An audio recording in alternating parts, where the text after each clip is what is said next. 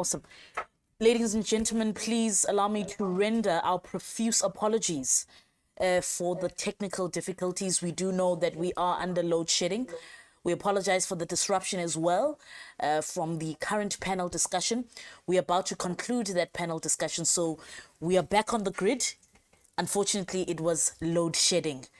All of us are currently undergoing the challenges, but I thank Cape Media that they're able to broadcast despite of some of these delays and challenges we're experiencing with Eskom. But ladies and gentlemen, we are back on the grid. I hope you took that time to get your juice, your water, and let us conclude this panel discussion on sustainable cities before we enter the energy seminar. And do note that we've given you a direct example of when we speak about energy transition and energy crisis. So at least you know what we'll be talking about. But without further ado, we want to conclude the previous panel discussion. Please do stick to your screens. Thank you.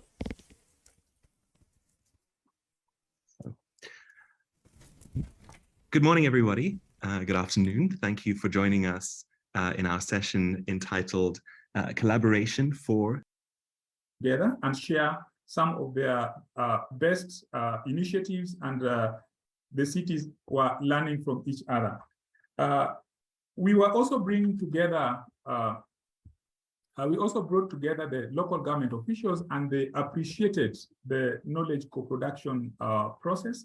And in so doing, some of the research findings and recommendations automatically found their way into formulation of policies. We also took note of the fact that when we were undertaking this research work, we were bringing together the global issues as well as local issues together. So we noted that in as much as the SDGs are global in nature, to achieve them, we must have practical initiatives that which are effective at the local level. And I would also want to say the nature of CLIP, the structure of CLIP, that is able to draw a pool of experienced researchers from various universities. For example, I come from Jaramogi Oginga Odinga University of Science and Technology, but we are also able to work with researchers from other institutions within Kenya and also from other countries. As I've summarized there, if you look at this dissemination process, there is the knowledge co-production that was coming out very strongly. Then there is the international network of city platforms. So of all these cities that we're working with, each one had deliberately formulated a platform that acted as a neutral space where some of these urban challenges could be discussed. And of course, peer-to-peer learning. And another thing that we noted was to strengthen horizontal and multi-level collaboration. This was very, very important because we could as well come together in the city of Kisumu and also activate this kind of collaboration. You realize that when dealing with some of the issues that are affecting residents of a particular city, sometimes it might be difficult for you to engage with them if you are coming from the same city, having the same experience. But if you have someone that gives some global perspective, someone from outside the city, then that creates an opportunity for the stakeholders to listen. So we had a number of times when we had international researchers coming to Kisumu, and were able to engage with the local government officials at all levels of governance, even at the national level. The fifth one, that is embedding researchers in government departments, this was a good initiative that we learned from Cape Town that we were engaging with, and this is something we can learn from. We also had general findings as we were working with the SDGs. One thing that we realized is that the city authorities in almost all the cities that we're dealing with are willing to mainstream the SDGs in the existing development frameworks, but as long as they are relevant and of value to the respective cities. So if any of the SDGs is not relevant, then they don't pay attention to it. We also noted data gaps, data quality, non-compliance with methodological standards and non-availability of disaggregated data as some of the major challenges. Data is not produced annually. Annual reporting on SDGs are based on estimations and projections of varying and unverified degree of accuracy. So there was also challenges with the consistent data. The main sources of data that we realized are administrative surveys and census. Administrative data are available every year, and they are compiled in the annual economic survey. However, for surveys and census, data is obtained from households and establishments, and these are based on census done after every 5 years. Of course, in Kenya, we have census done after every 10 years. Continuation of the findings, different institutions within the cities we noted have some overlapping mandates. And this we realized that could create conflict, but also create an opportunity for synergy. In Kenya, we noted the devolved governance system that creates 2 levels with devolved functions. Sometimes these functions are conflicting, but if they are harmonized, they are able to work well and achieve more. We noted the fact that there is need to build capacity of the personnel, engage with the SDG at the city levels and below, if we really want to cascade the SDG implementation processes below the city level. This is something that was lacking. We noted that the structure was very good at the national level, the regional level, up to the city level. Then from the city level, nothing was getting down to the local level. Correct reporting on the SDG requires clear definition and demarcation of urban and city boundaries. This was particularly noted in Kisumu, where the city boundaries is not aligned to the county boundaries, and yet the national reporting is based on the county boundaries. So we are not able to get, especially the information, to measure the targets and the indicators for SDG number 11. And also even the immediate lower reporting level, the city boundary still is not aligned to some specific boundaries that can be easily measured. We had also specific policy recommendations based on the nature and the structure of the research that we had over the last 10 years. And we noted the importance of establishing an international research network that could connect various cities to provide opportunity for city-to-city peer learning and also provide guidance from an international perspective. Many times we realize engagement with the SDGs at the city level sometimes does not pay attention to global issues. So we just deal with the local issues, but you forget important issues like that relates to pollution and greenhouse gas emissions at the local level. We also noted the importance of establishing city research platforms. This gives an opportunity for researchers from the universities also to engage with the implementation of the SDGs. There is lack of staff in most of the cities that we are dealing with, and as such, they do not pay attention to some of these issues of SDGs. The researchers have a mandate to deal with new ideas, and therefore, if research topics can be crafted out of these SDG issues, then the researchers will be able to participate in this process. And that's why we are saying then that as it happened in Cape Town, there's need to have some contracts, MOUs between the city authorities and the city platforms, and this would reinforce the lack of the limited capacity at the local level, and also channel resources towards SDGs and new urban agenda implementation processes.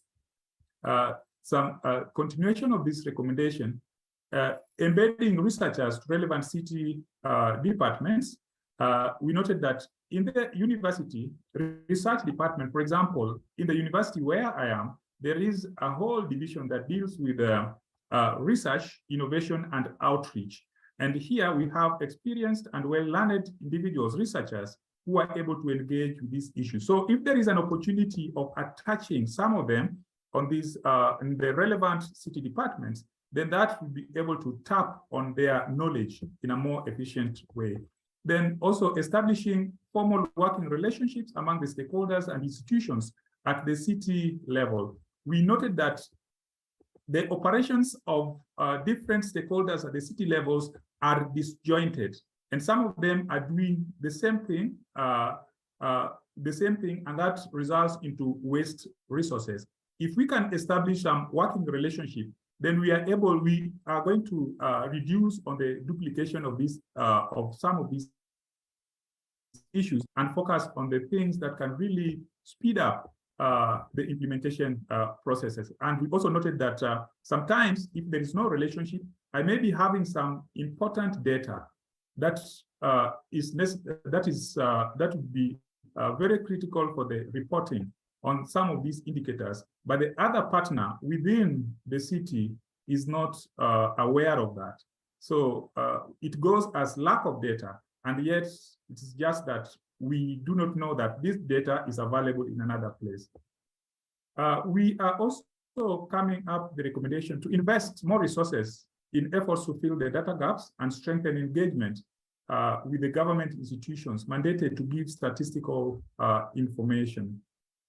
And as I've noted, that the SDGs only become relevant if it adds some value to the ongoing work at the local within the city. So we should enhance the relevance of SDGs, explain the relevance of SDGs targets and indicators to the local planning and policy making for the city authorities.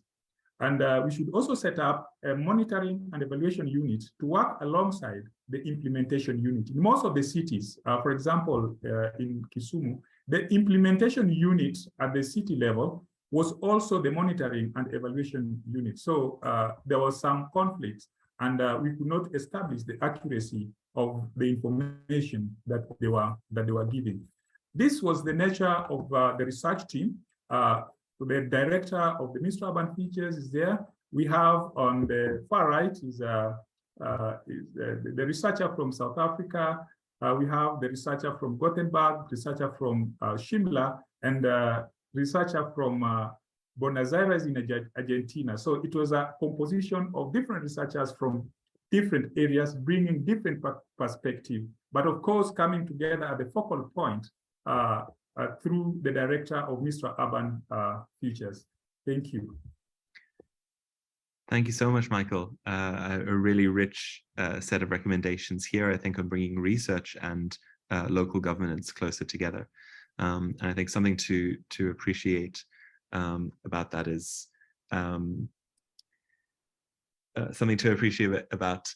your point was the value of an outsider perspective and an international perspective to enrich the conversations that are going on locally. So I wonder if I can invite all of our speakers to turn on the cameras and join us kind of for a reflection together. Corby, Michael has spoken a little bit about the value of international research agendas and co-learning across cities.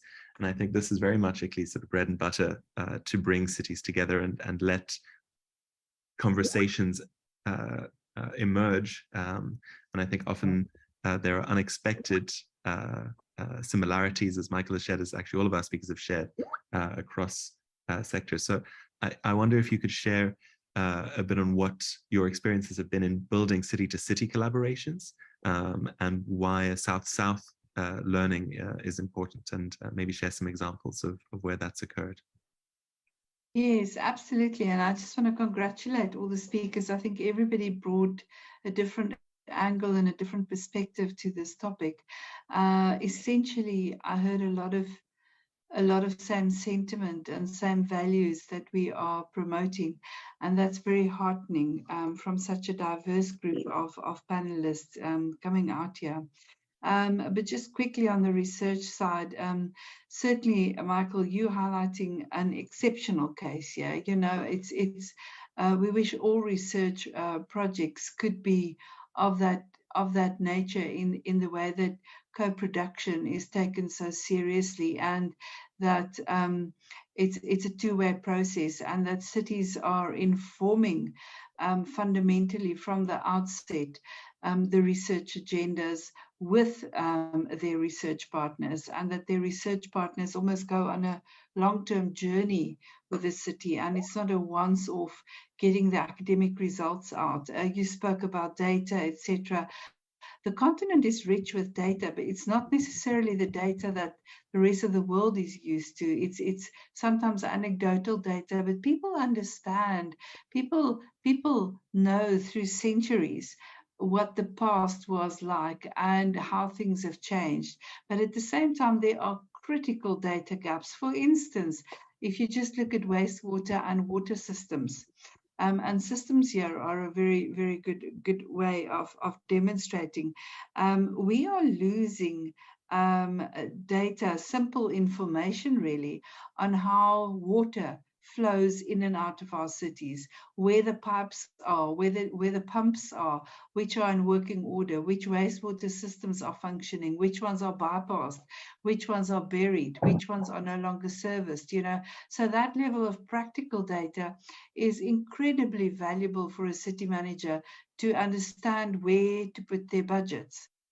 If they want to, for instance, maintain and strengthen their infrastructure, and so I think not all research contributions have to be new thinking and innovative. Some of it can be just assisting cities to get basic information that they need to basically manage their cities better on a day-to-day basis. And that is in essence speaking to the SDGs very directly in terms of SDG targets.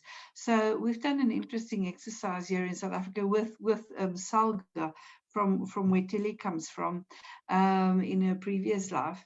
And it was astounding to me to see how much of the mandates that cities actually have, that local municipalities are implementing on a daily basis, budgeting for and implementing under what they would call basic service delivery, actually speak directly to SDG indicators and targets in many of the SDGs. You know, so there's a lot of commonality, and there's a lot of low-hanging fruit, I think, in terms of linking what cities are doing closer to SDG targets, and etc. And it's not often realized by all national governments that this data and this information and this progress is happening in cities, and that it's already part of their mandates, and to invest in that within a country budget, within a fiscal a process within a country, you know, is fairly easy and relatively simple to do, and that can take the SDGs a lot further down the line in terms of reaching or attaining some of those targets. So I really like the approach that you're providing in terms of a research attitude, really taking hands on a long-term basis with cities. We do the same, and city-to-city learning, Paul, for me is not about coming in and out as a consultant into a process. You know, what Telly described as the work in the Kucha project is a long-term investment as well, and this is what ICLEI relates to very much. For us, it's a journey. It's a journey towards sustainability with a member city of our network. And yes, it's wonderful if we can bring tangible projects and tangible funds from time to time to a specific city. It's not always possible because we have to raise all those funds ourselves in a very competitive world, being project-based ourselves. But being a member of ICLEI allows those cities to be part of the ICLEI family and to leapfrog and to learn from each other in a very tangible way. One thing that came out of COVID, one of the many good things that came out of COVID, with all of the heartbreak and tragedy, of course, as well, is that ICLEI established Learn with ICLEI Africa as a virtual platform, develop courses, develop MOOCs, and go on a journey of learning and exploration together. And that is something I want to see building out a lot. It was very interesting for us during the first phase of COVID, in the early days, how many cities simply turned to us out of sheer need to connect and hear what other cities are doing, phoning ICLEI, WhatsApping us day in, day out, asking, what is that city doing? How is that city responding to this? I'm out of water. My hospitals are full. I'm not getting answers immediately from our national government because they're setting up systems, but I have an immediate need right now.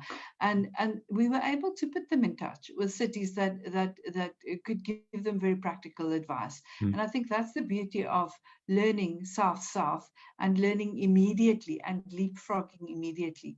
I'll end off by just using the example of Cities with Nature, for instance, which is a global initiative and which has got high levels of recognition by the United Nations as the reporting and commitment platform for cities worldwide on their nature ambitions, their targets, and their achievements.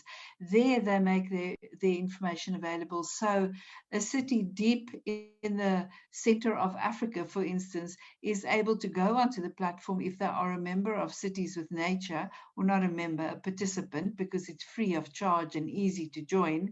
And they will be able to see exactly what New York City or Los Angeles or London or Johannesburg or a small other village in their same country are doing around this issue or that issue in terms of mainstreaming nature. So that's our South learning, just leapfrogs country boundaries, it leapfrogs so many institutional structures that slow things down, and that's exactly what the world needs now. Fast, rapid, bold, collective action where we can learn and share openly and freely as we create knowledge and as we discover what we don't know together. But what we cannot do is wait to have all the answers and then only act. That is no longer possible. Yeah, thanks, Kobie. I mean, so how are we joining a kind of an open access revolution to make sure that academic research reports, city information, different stakeholders' information is actually curated and put together in accessible spaces? So maybe to this point sort of leads into a question I wanted to ask you, Cholape. You framed the different roles, public about reach, private about bringing capacity, civil about actually leading the incomes and individuals. And in our work, each of these different sectors speak different languages and often are speaking past each other. And so there's a lot of trust building, and I think Telly, also brought forward some of these ideas. So my question is, how are you building trust and confidence between different stakeholders? What does that look like? That's an excellent question, and you're entirely right. We all speak different languages. We tend to sit in our different silos and try to operate and then complain about everyone else. And it really does come from the fact that we do speak different languages and we haven't taken the time to understand one another. And so for me, again, it's collaborative platforms, it's inclusive approaches. The more we work on our own and then try to come together, the more it's sort of a Tower of Babel situation. We may not be able to work together, but if we form cross-cutting teams to tackle the solutions as we go, then we're able to learn more about the things that we're doing. And I think for me, again, it's another area where I've seen quite a lot of value from an ICLEI perspective, mostly from a city-to-city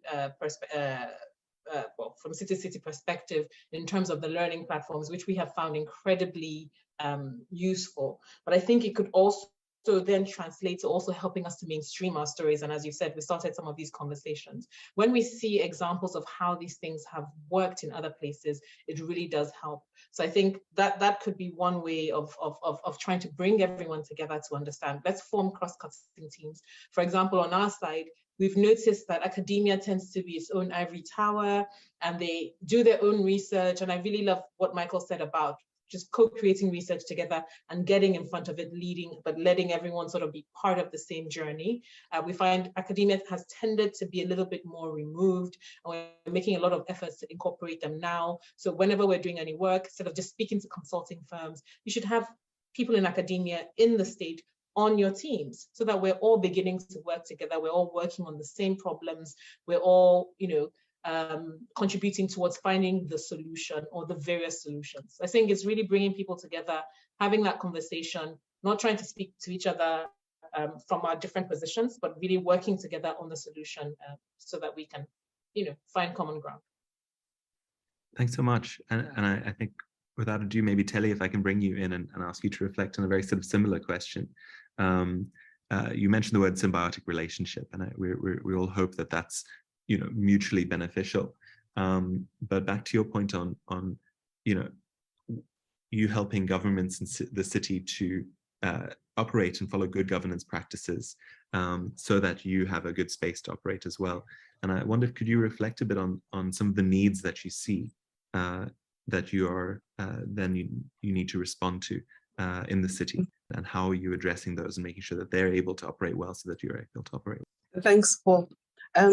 Firstly, and before I respond specifically to that question, and I think I'll work my way to it very quickly, is that partnerships, and I think Shulapi mentioned this, and I think to some extent Kobe also mentioned this, is that often partnerships don't work. And sometimes, they might not have said this explicitly, but sometimes partnerships just get stuck, or we even fail to get out the door into partnerships. And I think this is by and large because of those real and sometimes perceived barriers between partners. And I say this because, and especially at the local government level, and especially because I've got history there, is that some cities will only ever go to their natural partners, or those actors that they perceive to be their natural partners, because there are perceived barriers, sometimes around what we know, the depth of knowledge, at a city administrative level or at a leadership level. And sometimes there are real barriers. The policy barriers, for example, in the energy space for the longest time that inhibited cities to fully invest in off-grid solutions and microgrids and so on. So often cities will gravitate to their natural partners. Largely, it would be your donor community, your development agencies. Those are natural partners because they plug the gaps. And cities don't often partner solidly with national departments and provincial governments and communities. And so we often, at the city level, miss opportunities. And I think that's important. And so this brings me, I guess, to my point around our relationship with Nelson Mandela Bay, for example. I think it's well known everywhere that the Bay is in a water crisis. And so we obviously then emerge as the Bay's, as the Metro's natural partner in terms of resolving some of the pressures that result from the water crisis. So the CDC is working on a desalination plant.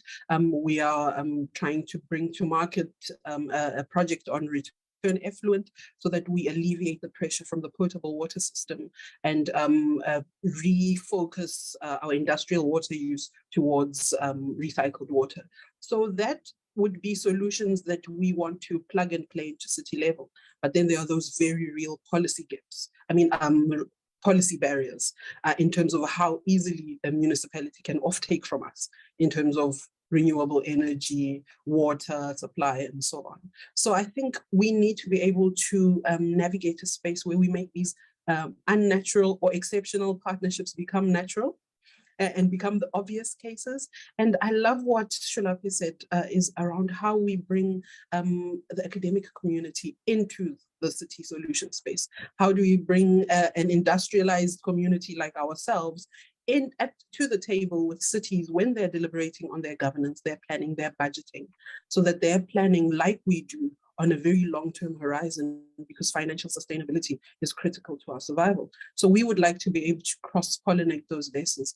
And certainly we already have very good bonds with the city and ourselves because we are natural partners. But we would love to be able to explore those, what might appear to be unnatural partnerships, I think become very important to me. One point that I really feel like it would be remiss of me not to touch on is this issue around access to data and intelligence and knowledge. And from my history with cities is unfortunately the Achilles heel for cities is that data and knowledge, especially relating to these subjects like climate and sustainability and environmental law, often this data or knowledge and intelligence is commercialized. That they cannot compete in the markets to gain access to these pieces of vital knowledge that they use. So I think Nelson Mandela Bay is sitting on a water crisis that was well understood and well investigated 10 to 12 years ago. But data wasn't available to influence decision-making at the right time. And so now we all scramble for the hills looking for huge capital amounts to invest in huge projects to deal with a problem that's built up incrementally over time. So I think timing, access to information, and unnatural partnerships coming to play at the right time become important. And I mean, I'm perhaps speaking in a very convoluted or existential kind of manner, but I do have a lot of empathy for the plight of cities, but I also have a lot of hope given that cities are well positioned to start building these partnerships that work. Nelson Mandela Bay hosts an amazing university that has done amazing research